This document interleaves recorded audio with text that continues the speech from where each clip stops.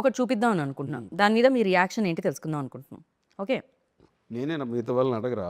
ఇది ఇది అందరి రియాక్షన్ బేసిక్గా, నాట్ ఓన్లీ యూ. నేను మరీ అలా డైరెక్టర్ సైడే కాకుండా నాకు చాలా నచ్చింది ఇది. మీ సినిమా ఎలా అయితే నచ్చిందో నాకు ఇది కూడా అలానే నచ్చింది బేసిక్గా. సో దీని మీద ఫస్ట్ డింపుల్ దగ్గర నుంచి రియాక్షన్ తీసుకుందాం, దాని తర్వాత కిషోర్ గారు. ఒకదానికి అందరూ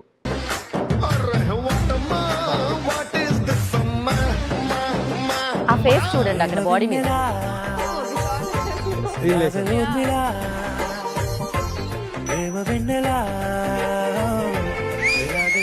డాన్స్ అంటే బాడీలో స్వింగ్ ఉండాలి, ఆ అదే డాన్స్ ఆర్సీవాద్ చేసే గారా? మనిషిలో వాయిస్. స్టైల్ ఉండాలి. స్టెప్పులు కాదు, డాన్సర్ స్వాగ్ మాట్లాడాలి. ప్రొఫెషనల్ డాన్సర్ నాకే చాలా బాగా కట్ చేశారు. ఈవెంట్ డాన్సర్స్ వార్మ్ అప్ చేస్తారు. అసలు దాని మీద మీ రియాక్షన్ ఏంటంటే, మీ సినిమా చూసి ఆనందించడమే కాకుండా సోషల్ మీడియాలో సినిమా చూసి వచ్చిన తర్వాత మీ మీమ్స్ చూసి కూడా ఆనందిస్తున్నారు అన్నమాట జనాలు. నేను కూడా షాక్ అప్పుడు అక్కడ చూడంగానే విపరీతంగా ఎంజాయ్ చేశాను. చాలా బాగా, అంటే ఇష్టంతో ఎడిట్ చేశారు ఎవరో కానీ రైట్. నా మీద. అండ్ ఇప్పుడు ఇంకొకటి ఫర్ డింపుల్, ఇది గెస్ట్ చేయగలుగుతారు మీరు ఆల్రెడీ. I wouldn't. డింపుల్ మీరేమన్నా గెస్ట్ చేస్తారు? I have a small dialogue for Ravi sir. ఒక మనిషి 100 రోజులు గుర్తుండాలంటే ఆ మనిషి 100 రోజులు బతకక్కర్లేదు. so viral. ఒక్క రోజు చాలు. ఒక్క నిమిషం విందాం. ఆ ఒక్క రోజు అతను సాధించే విజయాలే ఆ మనిషి 100 రోజులు గుర్తుంటాయి. మార్కు డైలాగ్ అబద్ధం చెప్తా. అలా చెమ్మగిల్లి నెక్స్ట్ డే మీరు మనసులో ఏమనుకున్నారు చెప్పండి. అది 100 ఏళ్ళ 100 రోజులు అంటే బేసిక్గా మనకి 100 days ఫంక్షన్ ఒకప్పుడు ఉండేవి కదా, అలా మాస్ డైలాగ్ కదా, కొంచెం కాన్షియస్ అయినారు అంతే. అవును కాన్షియస్ అయ్యాను. ఎందుకంటే నేను చెప్పేసాను అయితే ఉంది కరెక్ట్ గా యా అవుతుంది అప్పుడప్పుడు అలాగే అవుతుందండి. ఫస్ట్ నేను నెక్స్ట్ డే చెప్పాను సార్, నేను చెప్పలేదు. నెక్స్ట్ సక్సెస్ మీట్ జరిగినప్పుడు చెప్పా, అది తడబడ్డాను నేనేనా చెప్పాను. బట్ రీచ్ అయిపోయింది ఏం చెప్పాలి. రీచ్ వాజ్ యునానిమస్, అంటే ఫ్యాన్స్ అన్ని దాన్ని ఒక వచ్చి వెనకాల ఆర్ఆర్ఆర్ వేసి, so I was like okay right. That was my అంటే genuine admiration towards him. Like as a fan I have also been seeing all his work, the kind of person he is. So as a fan that came చాలా జెన్యున్గా వచ్చింది. But dialogue ఇలా stage మీద చెప్పడం was for the first time.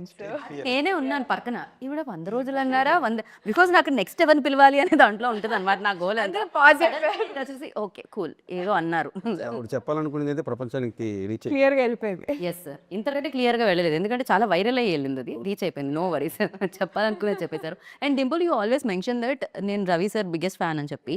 So ఎప్పుడు ఏ cinema చూసి మీరు ఆయన ఫ్యాన్ అయ్యారు? నాకు నేను చాలా సందర్భాల్లో చెప్పాను, వెల్ వాజ్ అంటే ఆయన కిక్ సినిమా జరిగేటప్పుడు I was asked for his sister, Ileana sister role long back. అప్పుడు అది అవ్వలేదు. And when I was very young and somehow just నా ఫోటో చూసి మాత్రమే అడిగారు. బట్ దెన్ మా ఇంట్లో లేదు, నువ్వు ఇంకా చిన్నపిల్లవి, అది ఎట్లా చేస్తావు అది. But then I mention him, you know the circle. నేను అప్పుడు చాలా గట్టిగా లేదు, some day I will work with him అని ఒక some kind of affirmation that I've done. I don't know. Down the line I work with him in Khiladi. ఆయనతో కిలాడి పని చేసేటప్పుడు ఐఎమ్ జనరలీ అ పర్సన్, నేను when I'm working with somebody or when I see them, that's how I learn a lot of things from them. Be it working with Kishore Garu, Sonia or anybody. Like I pick a lot of things from them and I get inspired such people. So ala na Kiladi lo, when I was working with him for a while and I saw how he is, pakkana valto ela untaru, some, you know, it's very rare quality to have in heroes in general. So I think and working for the second time here, so yeah, I started admiring him in general. Yeah. So ఎవరైనా కలిసినప్పుడు వాళ్ళతో work చేసినప్పుడు ఏదో ఒకటి వాళ్ళ కిషోర్ గారి నుంచి అలా పిక్ చేసింది ఏంటి అడుగుతా. మీతో కూడా కలిసి వర్క్ చేశారు కిషోర్ అంటే తను ఎవరికైనా వర్క్ చేస్తే మీ దగ్గర నుంచి తను ఏం పిక్ చేశారు అని అడుగుతున్నాను. General characteristic. మీరు ఎందుకు అంత భయపడ్డారు అసలు? నేను ఐఏఎస్ ఐపీఎస్ క్వశ్చన్స్ అడిగాను. ఇంగ్లీష్ మీ టక్కని ఎంత షార్ప్గా అట్లా అడిగితే ఏమడిగారు? ఆవిడ అదే యాక్టింగ్ సెటిల్గా ఇట్లా కావాలనింది. అది నేను మిమ్మల్ని అడిగారు క్వశ్చన్ డింపుల్కే. డింపుల్కే మరి నా మధ్యలో నన్ను ఎందుకండి? మీ పేరు వచ్చింది కానీ మీకు కాదు క్వశ్చన్ ఇది. సో మీరు కిషోర్ తిరుమల గారి నుంచి ఏం పిక్ చేశారు? మీదది him being down to earth, like you know, అది చాలా రేర్ క్వాలిటీ యూజువలీ. అంటే వెన్ సంబడి ఈజ్ స్టిల్ అందరూ when making fun of you also, picking up very sportively and just being that talent and proving it every time, I think that is something that I've observed from him. And I really admire really like anything because నేను Sailaja one of my favourite films అనమాట. చాలా అమేజింగ్గా ఉంటుంది దాని మీ direction కానీ లేకపోతే మీరు చూపించే ఆ సీన్స్, ఆ సిచ్యువేషన్స్ అండ్ వాళ్ళు చేసిన విధానం కూడా అమేజింగ్గా ఉంటుంది ఆ cinema. One of best films అని చెప్పాలి అది. నాకు చాలా ఉన్న ఇష్టం దాంట్లో. సినిమా. యా అందులో హీరోయిన్ కీర్తికి చూసినప్పుడు క్యారెక్టర్ పర్ఫెక్ట్గా ఉంటుంది అనిపించింది నాకు. బట్ కొంచెం అప్పుడే ఫస్ట్ ఫిల్మ్ కదా కీర్తికి, సో కమర్షియల్గా అప్పుడు మంచి ఫామ్లో ఉన్న హీరోయిన్కి కట్ చెప్పన్నారు. అంటే హీరోకి బాగుంటుంది వాళ్ళిద్దరి పేరు అంటే నేను కావాలని కథ సరిగ్గా చెప్పలే. అప్పుడు టాప్లో ఉన్న హీరోయిన్కి నాకు నచ్చలేదండి కథ అంటే, అవునండి థ్యాంక్స్ అండి నేను వచ్చా. ఎందుకంటే నాకు కొత్త కీర్తినే క్యాస్ట్ చేయాలి అంటే క్యారెక్టర్ మనం ఒక ఇంట్రోవర్ట్ అనేది రాసుకున్నప్పుడు ఆల్రెడీ వేరే ఇమేజ్తో ఉన్న వాళ్ళని మనం అంత ఈజీగా బ్రేక్ చేయడం కష్టం. కొత్త అమ్మాయి అయితే నిజంగానే ఈ అమ్మాయి శైలు అనే ఫీలింగ్లో ఉంటారు అని అనిపించి అలాంటివి కూడా చేశాను ఆ సినిమా కోసం.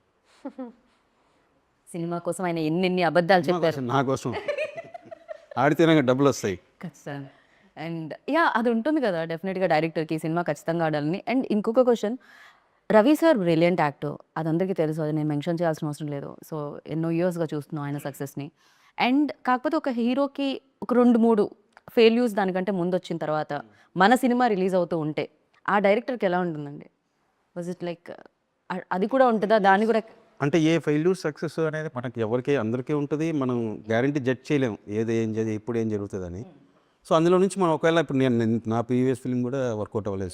సో నాకు కూడా దాంట్లో నుంచి మనం ఏం నేర్చుకుంటున్నాం, నెక్స్ట్ టైం చేసేటప్పుడు ఆ మిస్టేక్ జరగకుండా మనం ఎట్లా కేర్ తీసుకోవాలని తప్పిస్తే మనం కొన్ని అయితే ఏం చేయలేం కదా. It happens. అందులో నుంచి మనం ఏం నేర్చుకుంటున్నాం, సక్సెస్ నుంచి వల్లే మనం ఏది ఎక్కువ బ్రెయిన్లోకి తీసేసుకొని ఏది ఎక్కువ తీసుకోకూడదు బ్రెయిన్లోకి అనేది అంటే ఆడియన్స్ ఏమనుకుంటున్నారు